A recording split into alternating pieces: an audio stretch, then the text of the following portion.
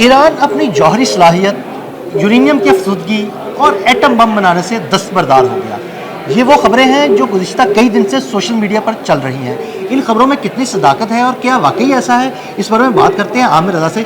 जी हाँ भाई, शायद ये एक सेहूनी लॉबी हरकत में आई हुई है और ये खबरें ज़ेर गर्दिश हैं कि शायद ईरान अपनी एटमी सलाहियत और एटम बम बनाने से दस्तबरदार हो गया है। इसमें कितनी सदाकत है? आंखें बंद करने से अगर बिल्ली भागती होती तो कोई कबूतर जो है वो बिल्ली के हाथों शिकार ना होता। इस वक्त ईरानी एटमी बिल्ली जो है वो पूरी दुनिया के लिए खौफ का बायस बनी हुई है। लेकिन इस पर मैं बात करता हूँ कि ये बातें क्यों फैलाई जा रही हैं और इसमें कितनी सदाकत है और कितना झूठ है। पहली बात तो ये है कि खौफ किस चीज़ का है। इस वक्त पूरी दुनिया डर रही है ईरान से, उस ईरान से जो 2000 माइल तक मार करने वाला मिसाइल बना चुका, जिस पर आपका पूरा मशरकी यूरोप, जिस पर इसराइल और जिसमें बहुत सारे ममालिक और भी शामिल हैं, मैं नाम नहीं लेता, चलें उनके नाम अदील भाई लेने नहीं चाहिए, उन तक वो मार कर सकता है।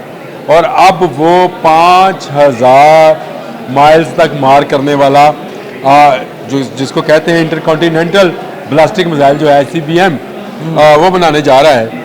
अब आ जाएं ये एटमी टेक्नोलॉजी जो है, इससे क्या ईरान दस्तबरदार हो गया है? बिल्कुल नहीं हुआ। वो उस वक्त दस्तबरदार नहीं हुआ था जब इराक वॉर के बाद उस पर बहुत ज़्यादा प्रेशर था। अमेरिका उस पर सेंक्शन लगा चुका था, चीन उसे लिफ्ट नहीं करा रहा था, रशिया जो नया कोल्ड वॉर से निकला था वो भी उसके उस तरह से मदद नहीं कर रहा था। ईरान देखा जाए तो तन्हा रह गया था।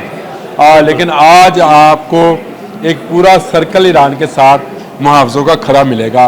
कैसे? इस तरफ से पाकिस्तान, चीन, तुर्की, ये तमाम वो ममालिक हैं जो ईरान के साथ दोस्ती का हाथ बढ़ा चुके हैं। बिल्कुल। अब मुझे बताएं ईरान किस बात पे दस्तबरदार हो? ईरान दस्तबरदार इस बात पर होता था कि उसके पास जो ऑयल की दौलत थी उसको बाहर बेचने नहीं दिया जाता था। आज उसके पास चीन की शक्ल में एक बड़ा बायर मौजूद है। बिल्कुल। आज उसके पास टेक्नोलॉजी की कमी नहीं है। मिसाइल टेक्नोलॉजी में मैंने जैसे आपको बताया कि ICBM बनाने जा रहा है, वो जो 5000 5,500 मील तक मार करेगा और सुपरसोनिक, सुपर हाइपरसोनिक स्पीड के साथ, यानी आवाज़ की रफ्तार से 7 गुना रफ्तार के साथ ये मिसाइल जाएगा। ये सब ईरान ने पाबंदियों के बावजूद डेवलप किया है। अब जब उसके पाकिस्तान के साथ उसने हाथ मिला लिया, पाकिस्तान तुर्की को भी साथ ले आया, अज़रबैजान भी साथ आ गया, चीन भी साथ आ गया, अब ईरान को किसी से डरने की ज़रूरत नहीं है। लेकिन वो जो बिल्ली को देखकर आंखें बंद करने वाले कबूतर हैं, वो इस वक्त भी कह रहे हैं कि ईरान शायद दस्तबरदार हो रहा है। ईरान हरगिज़ दस्तबरदार नहीं होगा। हाँ, ईरान ने एक बात ज़रूर कही है कि वो अपने एटम बराए अमन और एटम बराए एनर्जी का जो है उस पर कारबंद रहेगा। 15 मई को मैं आपको एक और ख़बर चले दे देता हूँ इस वजह से। 15 मई को ईरान ने डिनाई किया है अमेरिकन टीम को कि वो इजाज़त दी जाए वर्ल्ड टीम को कि वो इंस्पेक्शन कर सके। आपको भी पता है IAEA जो है, इंटरनेशनल एटॉमिक एनर्जी अथॉरिटी, उसने एक अमेरिका के कहने पर अक़वाम मुत्तहिदा से एक चीज़ लॉन्च करवाई थी कि जितने ईरानी एटमी रिएक्टर्स हैं उनका मुआयना करने दिया जाए। ईरान जानता है कि यही गलती सद्दाम हुसैन ने की थी इराक में, और जो अक़वाम मुत्तहिदा है जो कि मैं ये समझता हूँ कि बंद ही है अमेरिका की, और अमेरिका में उसका हेड ऑफिस है, उसके माहिरीन जो गए थे उनके रूप में CIA के एजेंट्स थे, जिन्होंने तमाम का तमाम वो लबादा, वो मुलम्मा जो इराक की आर्मी का चढ़ा हुआ था उसको निकाल कर तमाम सबूतों के साथ दुनिया भर में अमेरिका को दिया, और अमेरिका ने दुनिया भर की फौजियाँ इकट्ठी की और कहा आ जाओ, इराक में कुछ नहीं।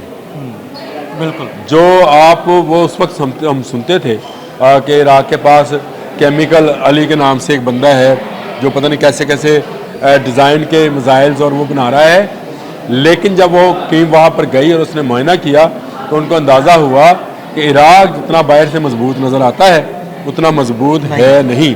और यही रिपोर्ट जो थी इराक पर हमले का बायस बनी। ईरान इराक के साथ जंग करता रहा है, वो इसकी गलतियों को, उसकी खूबियों को, उसकी खामियों को हमसे बेहतर जानता है। सद्दाम हुसैन की ये एक गलती जो उसने मान ली थी अक़वाम मुत्तहिदा के कहने पे, ईरान अब करने वाला नहीं है। 15 मई को उसे डिनाई कर चुका है। अमेरिका ने उस पर दोबारा मज़ीद सैंक्शंस लगाने की धमकी दी है, लेकिन अब के बाद ईरान शायद ये धमकी में नहीं आएगा। उसकी वजह ये है कि उसको पता है कि उसका पाकिस्तान के साथ मिलता बॉर्डर, चीन, इस तरफ से अज़रबैजान, तमाम ममालिक उसकी सपोर्ट के लिए मौजूद हैं। और तमाम ममालिक जो हैं उनका एजेंडा एक है कि ईरान को ज़्यादा से ज़्यादा मजबूत किया जाए, ईरान की टेक्नोलॉजी को बेहतर से बेहतर बनाया जाए, ताकि इज़राइल कभी ईरानी एटमी रिएक्टर्स की तरफ मैले आँख से ना देख सके। इस वक्त ईरान के एटमी रिएक्टर्स को अगर किसी मुल्क से ख़तरा है तो वो इज़राइल है, जो बारहा इस बात की धमकी लगा चुका है कि वो ईरान के एटमी प्रोग्राम पर हमला करेगा। बिल्कुल। लेकिन मैं आपको एक बात बता दूं, जब कोल्ड वार थी, बहुत सारे हमारे नौजवान नहीं जानते होंगे, तो क्यूबा में एक छोटा सा मुल्क है अमेरिका के बिल्कुल साथ, वो बैठा हुआ था क्यूबा, और फेडरल कास्ट्रो उसके हुआ करते थे प्रेसिडेंट। तो अमेरिका ने धमकी लगाई थी, तो उसने कहा था कि मिस्टर प्रेसिडेंट, हमारे पास ना आप जितने जहाज़ हैं, ना बहरी जहाज़ हैं, ना फौजी हैं, ना असला है। हाँ, अगर है तो मेरे पास एटमी ब्लास्टिक मिसाइल हैं जो कोल्ड वार के दिनों में रशिया ने वहाँ पर नस्ब किए थे। बिल्कुल। आप मुझ पर एक गोली चलाएंगे, मेरे पास गोली भी नहीं है, मैं वो मिसाइल चला दूँगा। बिल्कुल। इस धमकी के बाद अमेरिका ने कभी जुर्रत ही नहीं की कि वो क्यूबा की तरह मैली आंख से देखता। कोल्ड वार ख़त्म हो गई, शायद वो मिसाइल्स भी वापस चले गए या उसको डिस्कार्ड कर दिया गया, क्या मामला था। लेकिन उस ज़माने में अमरीकी सदर को ये कहना कि अगर आपने हमारी तरफ गोली चलाई तो हम मिसाइल चलाएंगे, और वो भी एटमी मिसाइल। बहरहाल ईरान इस पोजीशन में आहिस्ता आहिस्ता आ रहा है। अगर वो पहले उसने कभी सर नहीं झुकाया, अब क्या झुकाएगा। वो लोग तो जज्बा शहादत से सरशार हैं और कभी झुके नहीं हैं, कभी डरे नहीं हैं। और अब तो उन्होंने क्यों डरना है कि पाकिस्तान, चीन, अज़रबैजान, तुर्की सब ईरान के साथ हैं। बहुत शुक्रिया अमन भाई जी। बिल्कुल, ईरान ना पहले झुका था और ना अब झुकेगा। अदील अहमद और आमिर रज़ा को इजाज़त दीजिएगा। अल्लाह हाफ़िज़।